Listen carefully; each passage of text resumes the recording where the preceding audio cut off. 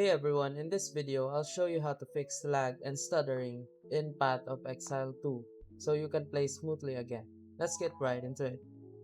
First, open up your game and go to Options and then Graphics. Set the renderer to DirectX 12 if it's available. It's usually smoother. Then you can lower shadows, texture quality, and anti-aliasing to medium or low. These are the biggest performance hitters. Next, close any unnecessary background apps. Open Task Manager and then right-click programs you don't need, like browsers or Discord, and click End Task. Then on your desktop, right-click and choose Display Settings and then go to Graphics Settings. Find Path of Exile 2, click Options and set it to High Performance, and then click Save.